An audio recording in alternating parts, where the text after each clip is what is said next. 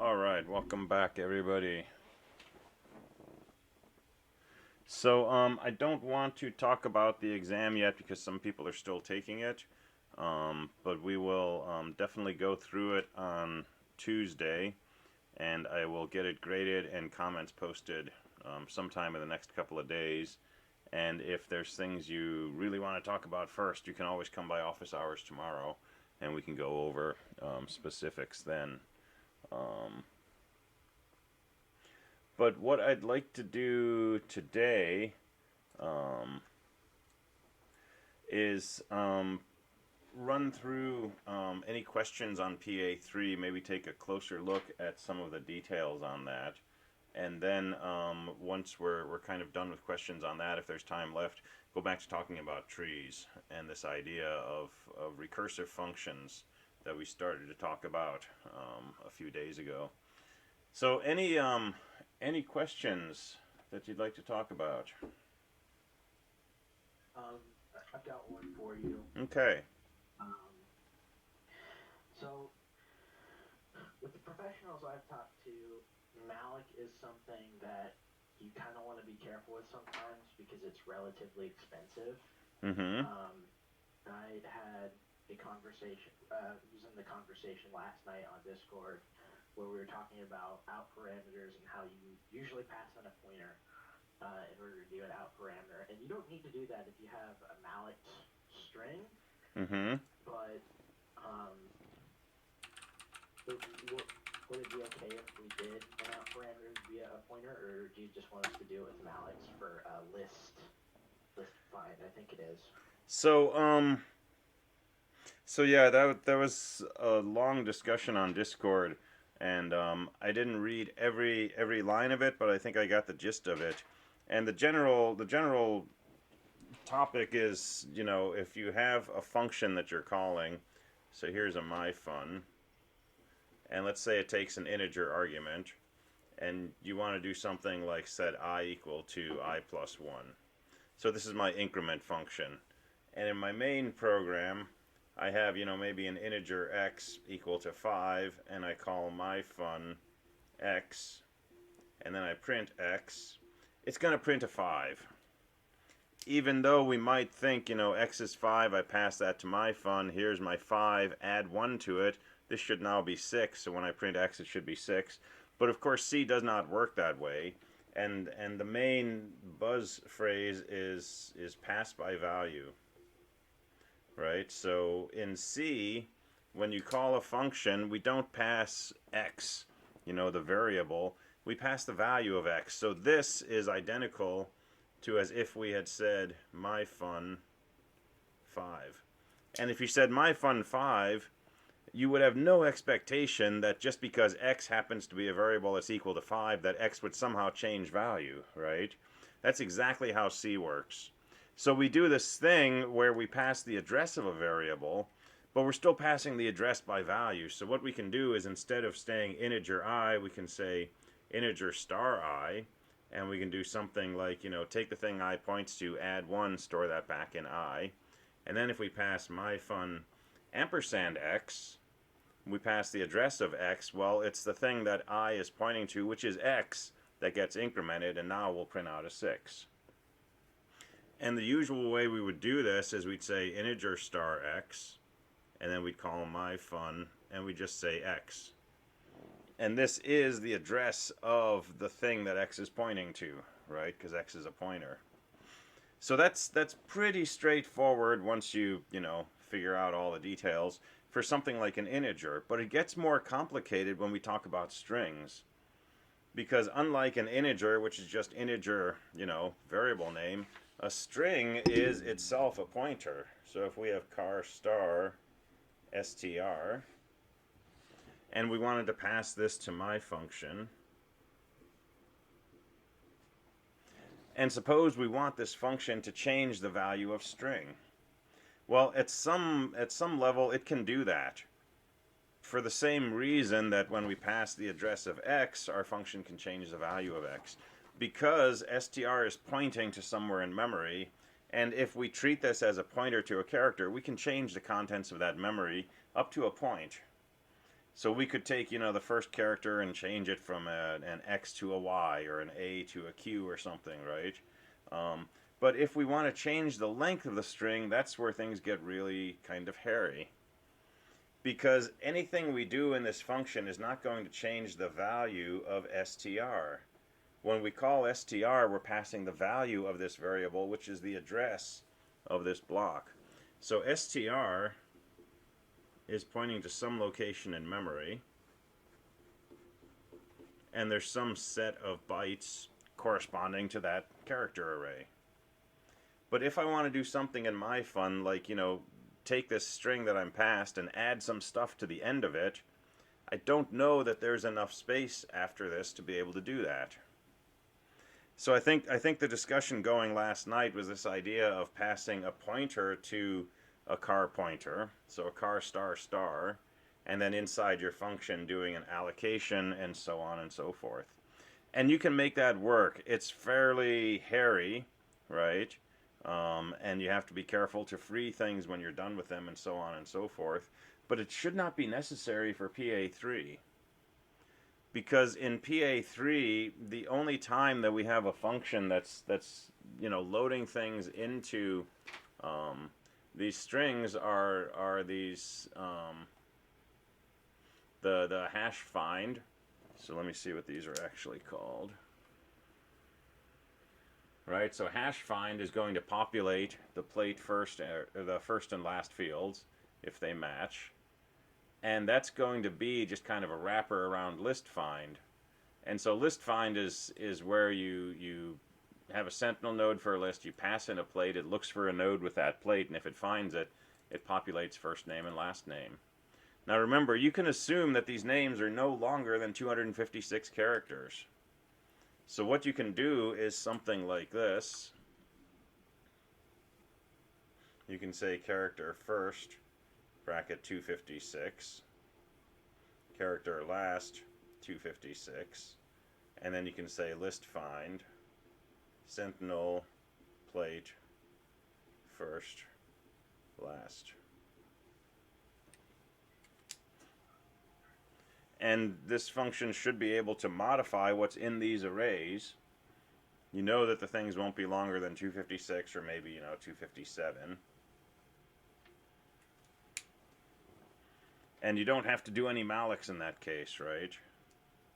Now the problem when you're debugging is if you initialize these things, if you say something like car star first equals quote, blah, blah, blah, that stores that string in a different location of memory, and it's a memory that can't be modified. And if you try to modify that inside your function, you'll get seg faults. But this should work fine if you declare these with space allocated to them. And the alternative would be to do something like this: car star first equals malloc. And then you've definitely got, a pointer to memory locations off the heap that are available for whatever. But you shouldn't even need to do that. You should be able to get away with just this. And on the sort of initial part of your question, the expense of malloc, yeah, mallocing memory is a fairly expensive operation. It's certainly a lot more steps than, say, incrementing an integer, right? But not so expensive that we're ever going to need to worry about it in this course or any of the courses that we're doing in this sequence. A lot of stuff that we're doing is expensive. Printing is expensive. Opening a file is expensive in terms of number of operations that have to be done.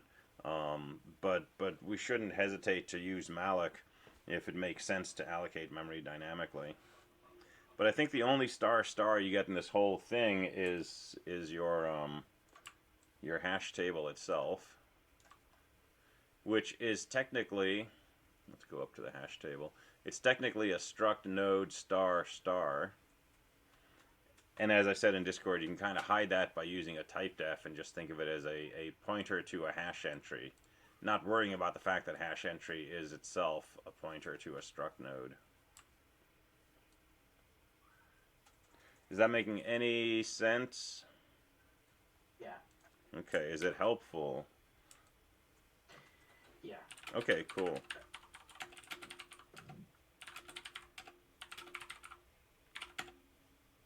So I got a quick question now.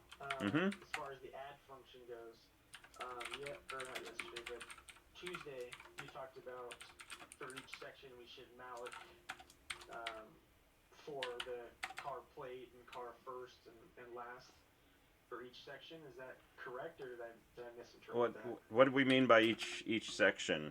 So while you're reading through the file and adding everything into your hash table, and you create a new node, are you supposed to then malloc for each field, or Mm-hmm. just the size of? Okay, so you are supposed to malloc each field, because I'm getting some valgrind errors when I'm freeing stuff, and it's saying some stuff isn't deleting or improper delete or something like that. So, so if we think of our node, and it's got a car star plate, a car star first, a car star last, and a struct node next. And we've created this node new. So we've allocated space for this block, which is basically 4 pointers. So probably 32 bytes, right? 8 bytes for a pointer, 8. Probably this malloc is going to get 32 bytes of memory. And that's not enough to store, a plate and a first name and a last name and a pointer. So after we do this, we need to do something like new arrow plate equals malloc. And say, hey, I want this to point somewhere in memory where I can store a license plate. So if we're storing ABC123, we'll malloc 7 bytes, right? String length plus 1. And then we'll string copy the plate into whatever new arrow plate is, which will put our characters right here. And then we do the same thing for first. So we malloc, and this is going to point, somewhere else in memory where we've got enough space to store the first name and so on. And yeah, every time that we create a node, we're going to have to malloc space for the node and then malloc space for those 3 character strings inside the node. Okay, so then when you go to free, when you're using the free function, and because you'll obviously list free will just run through a for loop in the hash free, right, basically. Mm-hmm. So when you're freeing everything, are you going new plate, or free new plate, and then free, go in order? Yeah. And then free the whole node? You got it, yeah. So free this thing, free this thing, free this thing, in whatever order you like. And figure out where the next node is, right? Save that in a temporary, and then free the whole node. And then, go do that again with the new node that you remembered and so on. And when you're done, if you have to still free the sentinel or the last node or something, go ahead and do that. And that will free one linked list entirely. And since your hash table contains, say, 1,000 sentinel nodes, right, you have to free 1,000 linked lists. So you basically loop through your hash table, and for each entry in your hash table, that's the sentinel node to a list, pass that to your list free function. And then when you're done, you got one more thing to free, which is the hash table itself, the array, because you're going to allocate that dynamically, because when your program starts, it doesn't know how big that array should be, so you can't just, declare it with brackets. It's got to be declared with a malloc. Okay, that's what I thought. I saw that today. I don't think I'm releasing the hash table. Oh, okay. So I went back through, and it did help. And I think I just found the issue. The last list I was going through, I was only getting rid of the node itself and not going through all the memory. So Okay. I did that in my while loop, but the last one I didn't. So I'm going to try that again and see if that works. Okay, cool.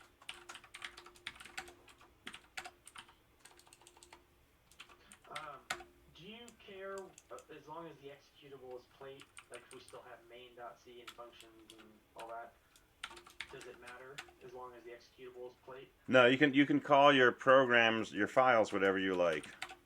Okay. That's fine. Yeah, just make the executable name what we expect.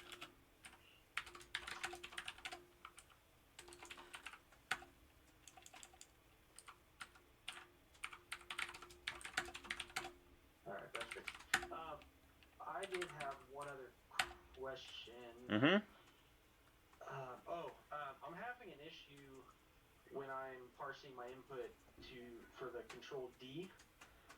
Sometimes it's reading as null, sometimes it's not. Sometimes, like if I haven't put any commands in or anything previously, Mm-hmm. it'll read as null and it'll kick out. If I have already looked up a license plate and then it goes back to the prompt and I just hit control D, then it goes to my else statement. I'm gonna guess that maybe you're not using fgets and maybe you're using scanf somewhere instead of scanf.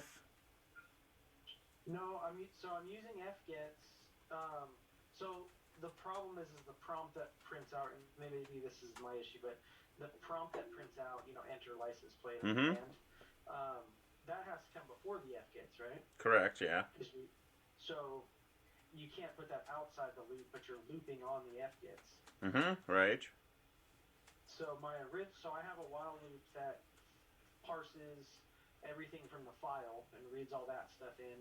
Good. And then it closes, kicks out of that loop, and then it goes into another while loop for the actual program and calling all the functions and parsing the user input. Okay. So how can I print that outside the loop, but then use the fgets inside the loop or as the loop parameter?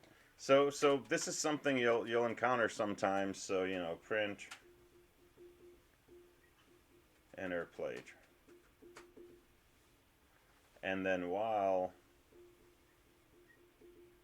null is not equal to fgets, do some stuff, do some stuff, do some stuff. Bottom of the loop, right before you go up to the top, do the prompt down here. Oh, okay.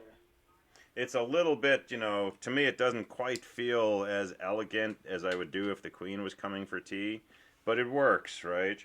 Okay. Yeah. For some reason, I'm doing everything at the beginning, right after the while, so that makes a lot more sense. And that's what we would normally do, right? It's just this happens to come up sometimes, and it's because we're doing this business. The alternative would be, to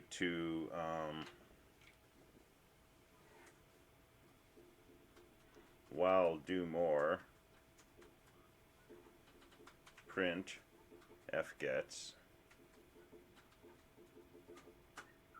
and if fgets equals null, then do more equals false, else other stuff. And so now at the top of the loop we print out the prompt, we get a line of input, and if that input is null, saying the person hit control D, we set a flag so that the next time we go to the top of the loop, our loop fails and we kick out. Or we could, if we like break statements, we could just say break, and that will break us out of the loop, and this can just be a while one, which is basically an infinite loop. So different styles, depends what you're in the mood for. They all should work though. It's funny because I went through a terrible set of each one of those and just did not get Okay. it to work. But I was trying to focus on studying for the tests, not as much on the program today. But that works. So thank you. Okay, cool. And so yeah, here's an example of what we were talking about for passing a string, right? So I can define a character name, which is 128 bytes. I can pass it to a function by just putting in the name of the variable, because this is a pointer to a character. When I say character name bracket something, it's a pointer to a character. And my function is just, some weird function that just changes whatever the argument is into haha. And if I run that, it prints out haha. But if I try to do something like this, I think this will segfault, right? because when you do this kind of declaration, I'm initializing a character pointer to be the string hello, but it's storing it somewhere different in memory. It's storing it somewhere that's read-only, because if I ever use another string hello, my compiler is going to point to that same location, and it doesn't want me to change what's stored in there. But I could also do this.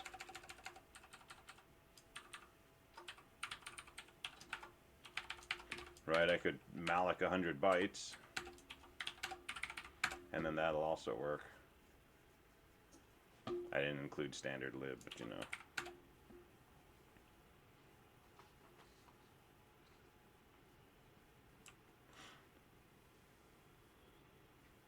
So, the other thing I had a question about was the global variable saved inside the function. Yeah. Every attempt that I've made just saves it inside that function and doesn't allow me to pass it to other functions in that file. Yeah, so let's do that, because different declarations in Google, but I can't figure it out. And teachers always say, you know, don't do globals, and then all of a sudden someday you're told to do a global. So let's see how this works. And let me make a separate functions file.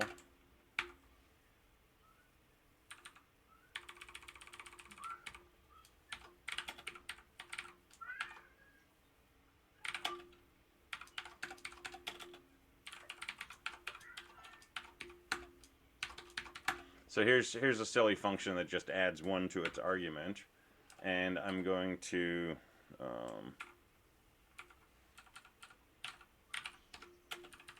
prototype this. And so here's my main program, and I'm going to say, you know, integer I equals 10. I'm not going to use that function. I'm going to change it. So let's call my initialize with my init function.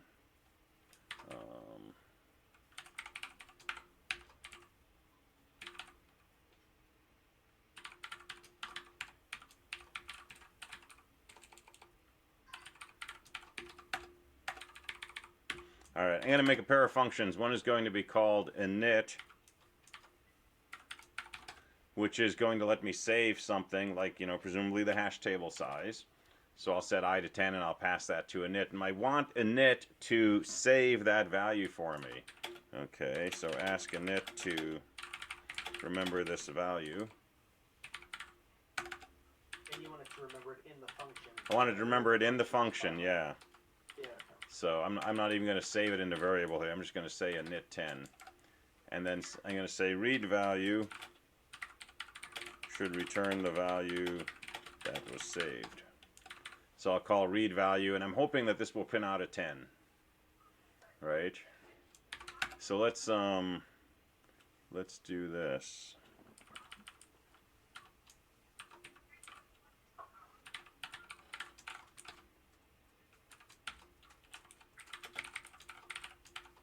So there's our function prototypes.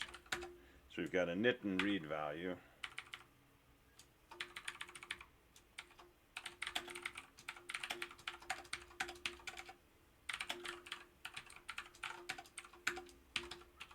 All right, so here's what I'm going to do. I'm going to declare an integer, which I'm going to call save value here. And in my init function, I'm going to say save value here equals n. And in my read value, I'm going to say return save value here. So the setup is, if I fix my typos, here's an integer, but since I'm declaring it outside of any function, this is global from this point on in this file. Now, it doesn't exist inside main. If I try to use, you know, read value here, the compiler is going to say, I don't know what that is, because there's nothing in main.c that defines that variable. But inside functions.c, this is a variable, and I can legally use it anywhere from this point on. So when you call the init function, I'm going to take the argument and I'm going to save it in this integer. And when you call the read value function, I'm going to take this integer and I'm going to return that as the function's value. And there's about a 95% chance this is going to work. And if not, we'll talk about why.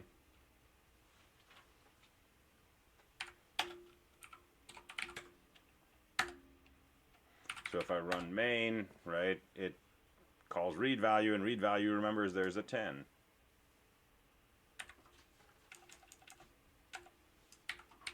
And I can do this.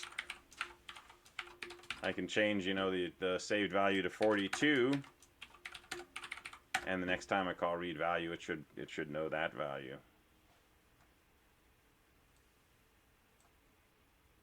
That is very helpful. And the other thing we'll see sometimes is you'll see the keyword static here, and it doesn't hurt to put that in. I'm not sure it's necessary, but what this used to mean was, hey, compiler linker, this is a variable whose value I want saved.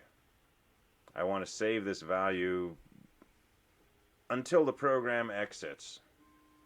And I don't think it's necessary anymore, but it used to be helpful. I honestly don't know under the current versions of the compiler and the loader if static has any critical effect or not, but it doesn't hurt to put it in there. But the original meaning of the static keyword was, put this in an area of memory that will not be disturbed even when these functions exit.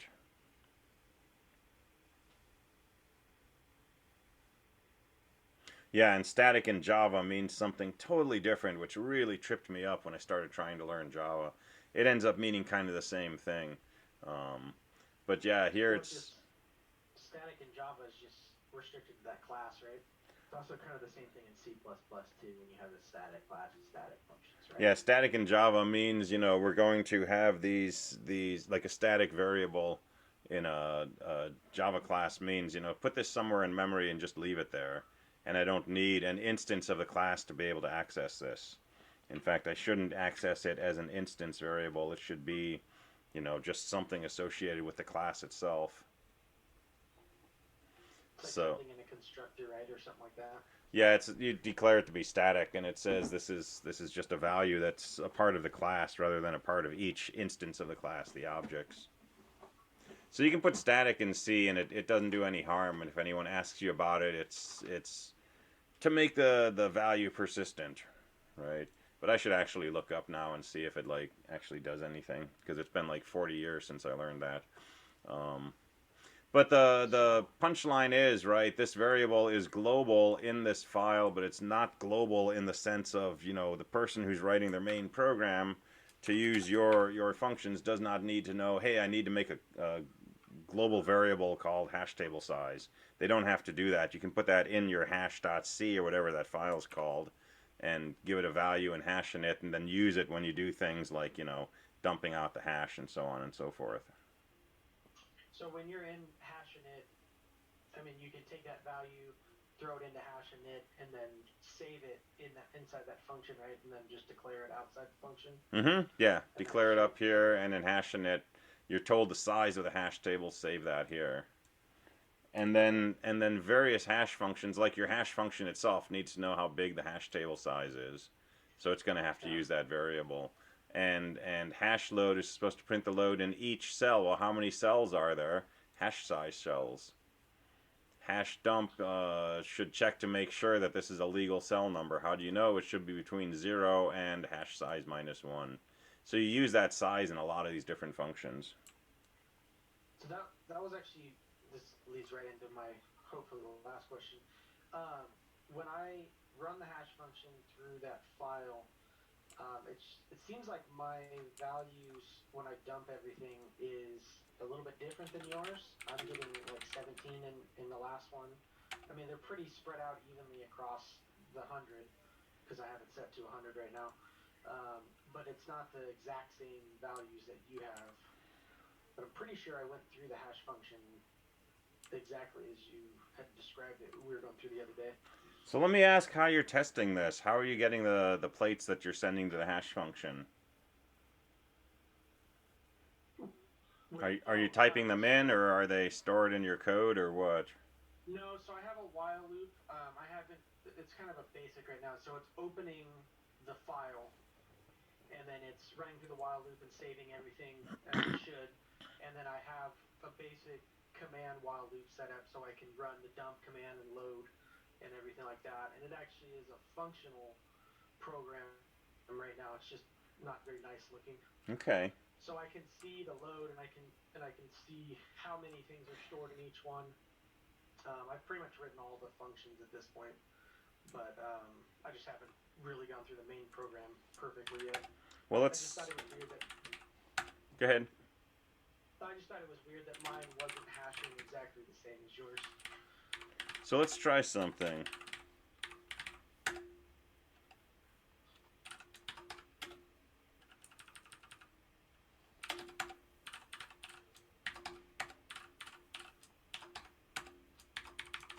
So let's make our own database. So I'm just calling this test.txt. And my license plates are going to be either A, B, or C. So this should be ASCII code 65, 66, and 67. And let's go ahead and run our plate on this test database. And it should have 100 cells. And let's do a dump. Uppercase. And if I look, cell 65 has the plate A, right? As it should, because my hash function says, you know, take the ASCII code of each character, multiply by the square of the position plus 1, right? So 1 squared is 1 times 65. This should go at location 65. So let's try... let's try AA. And let's think about where AA should get hashed to. So AA, and I got too many windows up here. AA, so this should get stored at, you know, 0 plus 1 squared times 65 plus 1 plus 1 squared times 65, all modulo 100, right? So my first character is A, my second character is also A. So this should be 65 times 1 will be 65. This should be 65 times 4, which would be 260. So these added together should give me 325, and when I reduce that modulo 100, I think AA should get stored at index 25. So let's dump our memory. And there's the B and the C still. And then up here at location 25, that's where it's stored AA. So you can do some of these tests yourself, right? Start with simple license plates and see if this is storing it correctly. And if it looks like it's working on your tests, right, now go ahead and run, you know, a larger database, or maybe the whole, you know, database.txt, and compare your star dump to the star dump when you run the test code, and see if you can figure out, you know, a good license plate example that's being hashed differently between your hash function and the other hash function. Okay. And then you can dig into the debugger, right? Just call your hash function on that plate and see what's going on in here. But try it first with just ABC and see if they get stored at 65, 6, and 7. Because a single character is going to be the easiest one to sort of trace through by hand.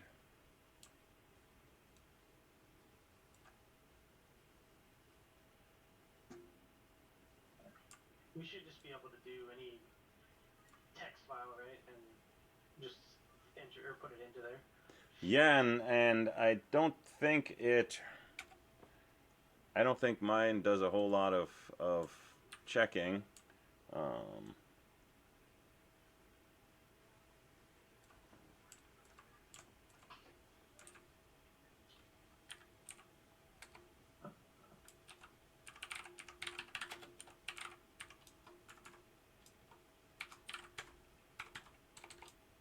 If I have any old ODPs, I don't. I don't know.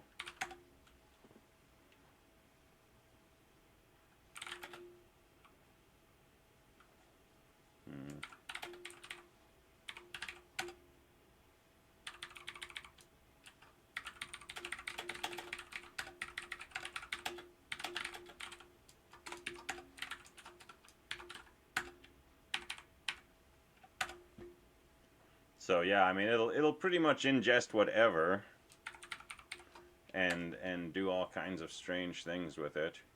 So, you know, plate named haha and a name is comma this ended up in cell 72 and so on and so forth. So yeah, it's pretty relentless. It'll just eat whatever's in front of it basically. But yeah, you can make reasonable test files and go with that.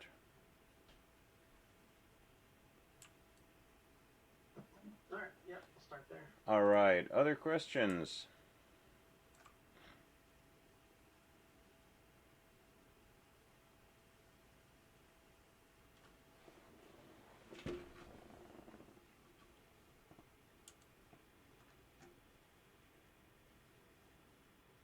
So let me iterate again a couple of key points.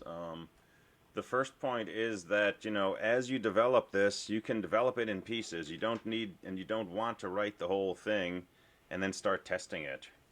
Right? That's going to be a really long road.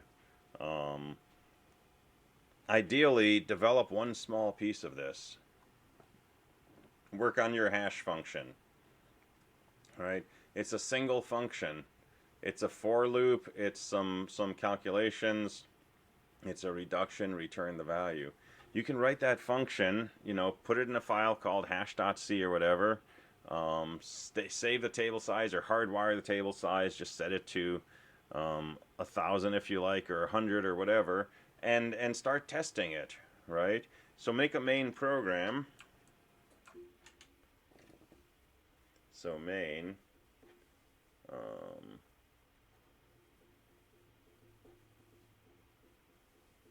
hash of ABC equals %d, and then call hash of ABC. Right? And your main program can, you know, be 5 or 6 of these calls.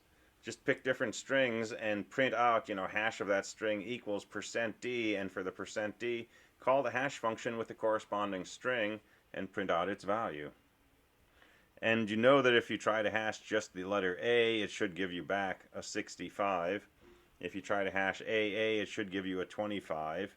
If you try to hash AB, it should give you a 29, and so on. And if you think that hash function is working well, then, you know, go ahead through your sample code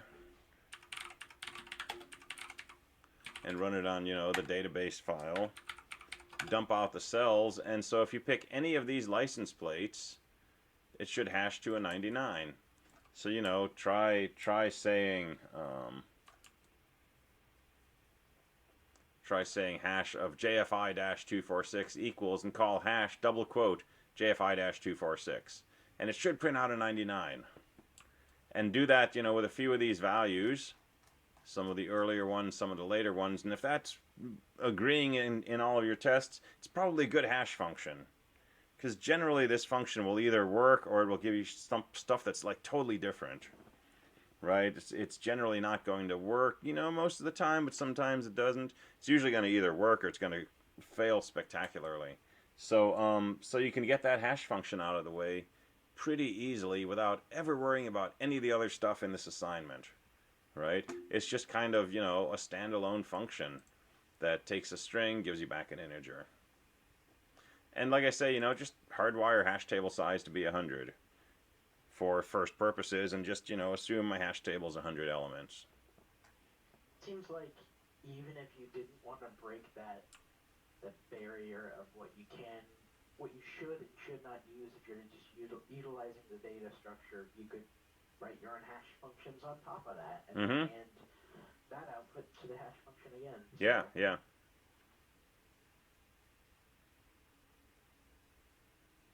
So do that, and then maybe jump into the lists, right? And this function is going to take a lot of this function is going to take a lot of work, right? So is adding, actually.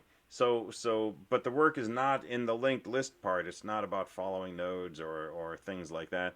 The work is going to be in dealing with this whole business of I've got a node and it's got fields, but those fields don't point to anywhere yet. And so I have to allocate space for them. And I shouldn't write this, because if someone just glances at this and thinks this is what you're supposed to do, they'll be in trouble. But you could.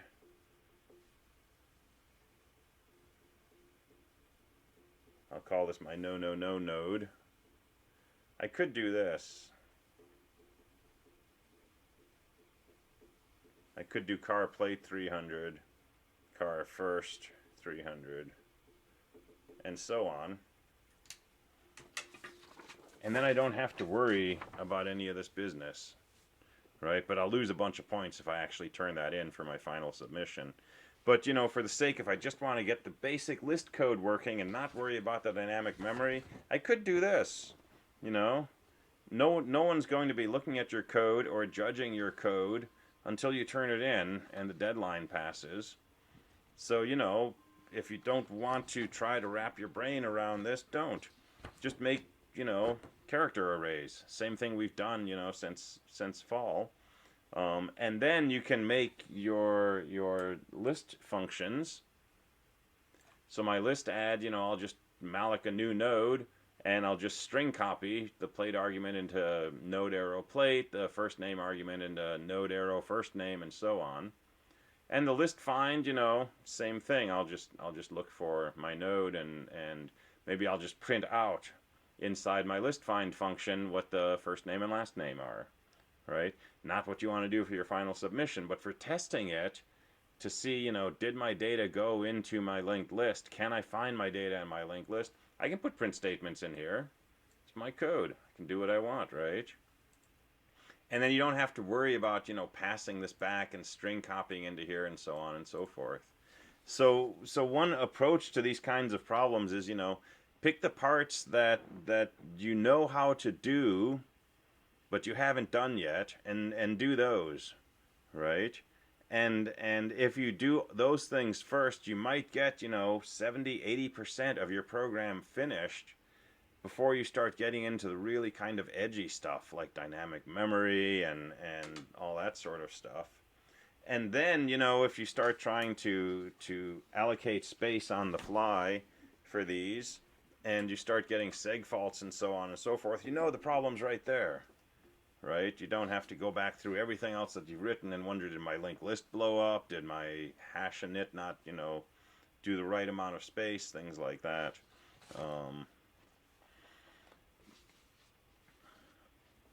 The more you can kind of like jump in and wallow around in this, the better the learning experience will be, right?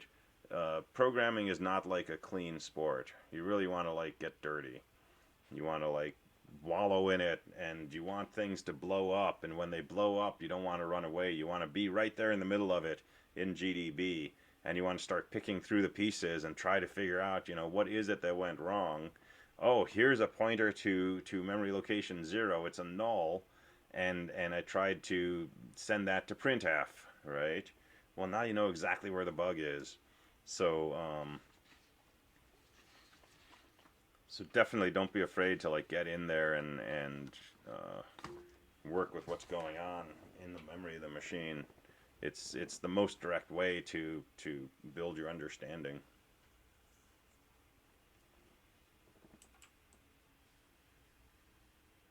All right, so that's the first thing, is like write a lot of test programs, right? Write a lot of main programs just to call the functions as you develop them so that you can test them.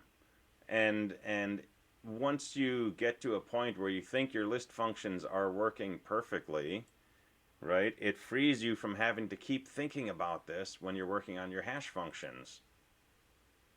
Because your hash functions should be built on top of your list functions. When I want to add something to my hash table, it's really just 2 steps. Find what list to add to, and then call list add, give it that list, and let list add to that list. Now, how do you find which list to add to? Take your plate, run it through your hash function. So you don't really have to write code that does a whole lot inside hash add. You're calling the hash function, which is a separate function, and you're calling list add, which is a separate function. right? But that's going to be most successful if you've already developed your hash function and tested it and know that it works, and you've already developed list add and tested it and know that it works. And then hash add is, oh, I'm just going to call these two functions that I've already built and tested and know works. And then these become fairly short to write. And then same thing when you go to your main program, you read something from the database, what do? Just call hash add. And if hash add will successfully add a plate and a pair of names to a hash table, you don't have to debug that. If something's going wrong, it's probably in the way you're breaking up the line you read from the database, or the way that you're ingesting from the database, or something.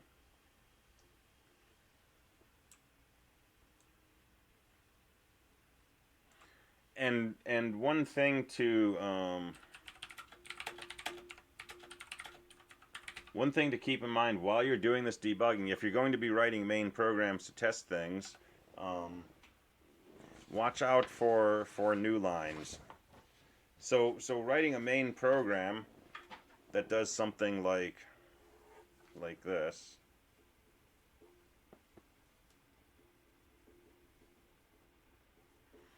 Just passes a bunch of things. Let me do something better. Sentinel, plate, first name, last name. Right? That's going to work pretty well. What can get you sometimes into trouble, and it's a bit of a red herring, is if you use fgets in your main program, test program, right? And you say, enter a plate, and the person types in a plate. Enter a first name, the person types in a first name. Enter a last name, person types in a last name. And then you pass those to list add. Just remember that fgets always tacks a new line on the end of your input. And so if it asks me for a plate and I type in a plate ABC-123 and hit enter, fgets is going to tell me that what that string is ABC-123 \n. And when I look at the string length, it's going to be 1, 2, 3, 4, 5, 6, 7, 8 characters. And in this case, I'm going to add the ASCII code for a new line, which is 10, times 8 plus 1, which is 9 squared. I'm going to add an extra 810 to my hash value. And that's going to throw off all my calculations. Now, if I just call, this with a license plate put inside double quotes, I don't have to worry about that. But if you decide to write a main program that's interactive, remember that fgets tacks this new line on the end of a string. And if you remember that, that can save you from potentially a lot of lost hours of debugging. But if you don't remember it, you'll spend a few hours and eventually you'll come across this and then you'll never forget it again. So either way, it's a good lesson.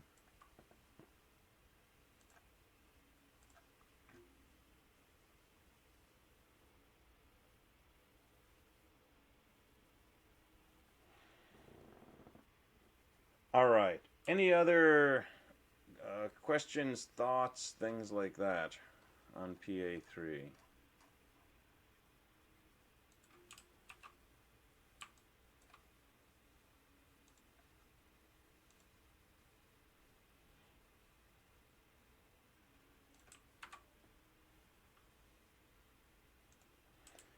All right. Let me see something.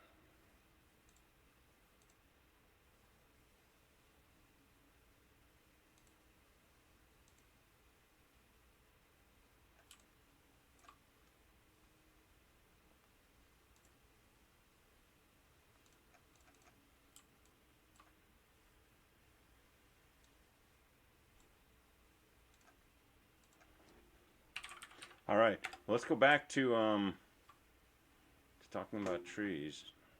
Actually, real quick, I'm Yeah. sorry, I do have one question. That's okay. In the printout here, you have a couple examples for dump and load and all that. Mm-hmm. Is that the data that you got specifically, or is that just like a for instance? No, this is just for instance. So run the test program to do your comparisons. Oh, right, okay. Yeah. This is not necessarily the values you'll see. In fact, I think this is not the values you'll see.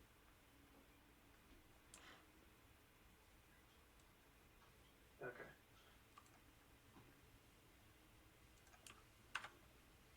I noticed when I for whatever reason, I removed the -1 for the hash function for my for loop. Okay.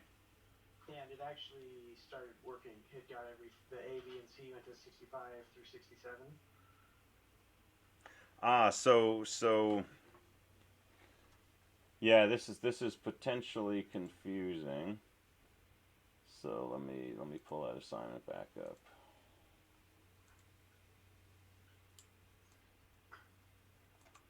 Because you're right, all the A, B, and C were going to 0 the first time. Right. So the funny thing about summations, not funny really, summations are inclusive. When I write a summation like this, it says I equals 0 up to and including string length -1. So if I want to convert that, yeah, if I want to convert that literally into a for loop, it would be less than or equal to string length -1. Yeah. Okay.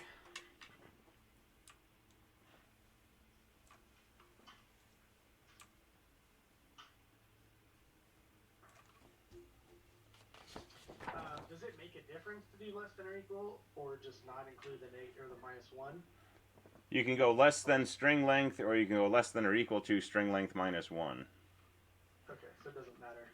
Yeah, either way is fine. And actually, since these are strings, if you go up to and including string length, you'll be okay because that last character will be a null terminator, which is an ASCII code of 0. But it's a bad habit to do that. So almost always when I iterate on strings, I end up doing this. For I equals 0, I less than string length, I plus plus.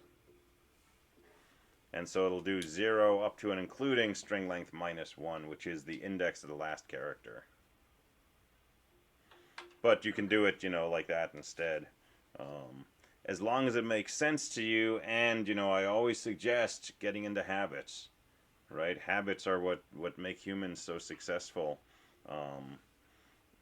If you like doing it like this and you always do it like that, then you don't have to think about it after a while.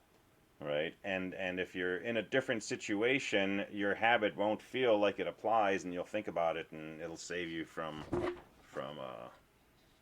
accidentally doing the wrong thing, maybe. Yeah, I agree. Inclusive and exclusive are a pain sometimes. And when I talk about edge cases, that's usually what I'm talking about. Is like, should we include 0? Should we include string length? Should we include string length -1? Should it be less than? Should it be less than or equal? Those are. I remember those being a big pain for a long time, probably for a number of years, when I was first programming, before they sort of stopped fighting with each other. Well, it's funny because we're so used to integers and doubles and things like that we don't do a ton of stuff with strings, so it's kind of nice to do these projects because it actually gets you, like I was doing equals, whereas I went back to the lecture and you were saying don't do that, string copy. Right. That actually fixed a lot of problems in my code. So cool. A couple you may have remembered about the last break or the break before, I was putzing around with like a multi-threaded primes program. Yep. And I used a cheat thing called a parallel for each in C#, which is like a function that spools up a thread for every whatever you put in the brackets. Okay. And I had a nice big error to debug where it was actually exclusive. Okay. Yeah, I think we all get bitten by this, multiple times and possibly forever, but less and less frequently going forward, hopefully.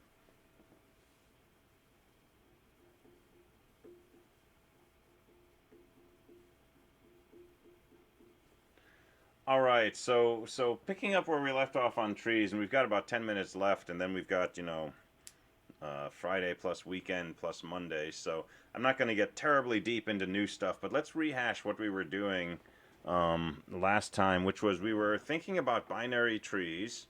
So, there's a root node, and each node has 0, 1, or 2 children. This tree, every node has 2 children or 0 children, but, there could be a node with only 1 child, and so on. And what we were thinking about was this idea of subtrees. And one of the things you had mentioned is there should be only one root, right? There should be only one root, yeah. Are we ever going to encounter something where that's not the case? Like, where we go, oh, this isn't a tree, this is something else. So the root is the root because it has no parent, right? And so if we had another root sitting somewhere on this page, it would have no parent, which means it would not be coming from anything, and it would be a separate tree, basically. Okay. And so that would be a Zero forest. cases of that. Yeah. Okay. And there's times when, we'll have a number of trees, but that's usually something different. So we think of this as one tree, and A is the root, but we can observe that there are smaller trees inside here. And anytime I look at any node in this tree, like C for example, I can pretend that's a root. And if I ignore everything above it, this is the root of a smaller tree, what we call a subtree. And it's got F over here, and it's got G and H over there. And, B is the root of a tree, and in fact, D is the root of a tree that happens to contain only one node, just itself. And in fact, this is also a tree. It's a null tree, right? It has no nodes in it. It does not have a root. It's a completely empty data structure, and it's sitting right here on the sheet of paper. You can't see it because it doesn't exist. So there's all these subtrees, and if we allow null trees, we can make the statement that, for any node, the left and right children are subtrees. So here's the entire tree, but, the left child is the root of a subtree, and the right child is the root of a subtree. And in some degenerate sense, the left child of D, which is null, is the root of a subtree. But it's, the root of a null tree, a tree containing nothing.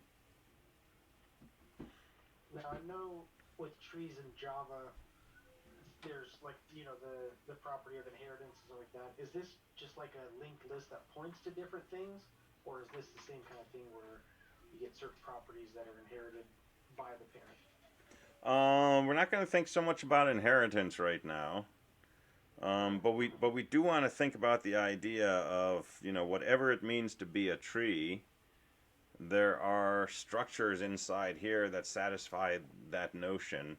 In addition to, this entire set of 8 nodes, there are smaller structures in here, such as this, that also satisfy the notion of being a tree. So a root and 0, 1, or 2 children, and so on and so forth. Okay. And the reason we want to do that is because we want to think about doing things to a tree, such as printing the contents of the tree, or searching the tree, or adding something to the tree. And sometimes we can think of those operations in terms of operating on smaller trees. And we played around with printing the other day, and I went through a whole bunch of sheets of paper and said to print this tree, first we'll print everything over here, and then we'll print A, and then we'll print everything in this subtree. Let me give you another example. Let's say we want to do a search. Let's say we want to search for the letter G. So we've got a tree, and the root is our handle to the tree. The root is the thing we use to get a hold of the tree. So we've got a tree whose root is A, and we want to search for the node G. Well, I can try to, check both of the children, and if this has children, check both of those children, and if this has children, check both of those, and this one has a child, so check that. And I can try to do some kind of, exhaustive checking of all the nodes in the tree. And I either need a bunch of fingers to keep track of where I was, each time I go into a subtree, or I need to use a stack or something like that. But here's a completely different way to describe the search problem. So how do I search this tree for a node G? So let's think about search for some node.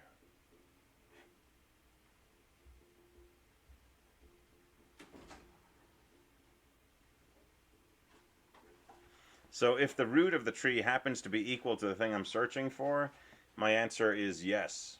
I found my node. It is in the tree.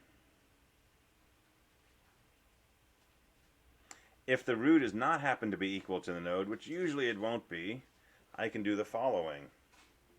If node is found in the left subtree of the root, then it's found in the original tree. So if it's found anywhere in here, the answer is yes, that node is in the tree.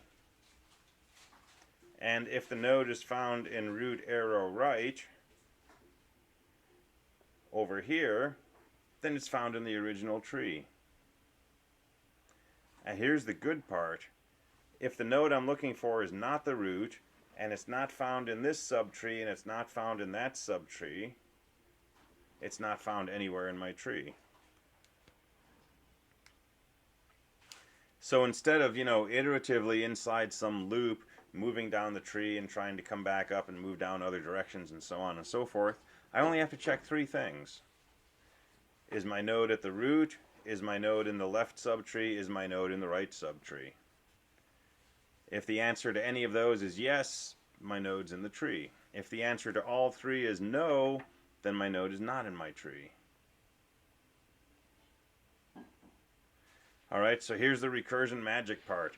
Checking to see if the root is equal to the node. Well, I can just do that with an equal sign or a string compare or something like that, depending on the data.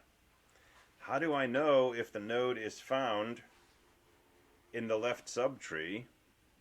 I'm going to use my search function.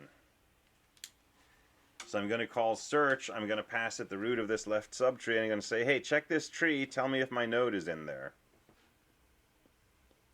And then I'm going to take the right subtree. I'm going to pass that to my same search function and say, hey, tell me if my node is in that subtree. And this is about how long my actual search function is going to be when we code it in C.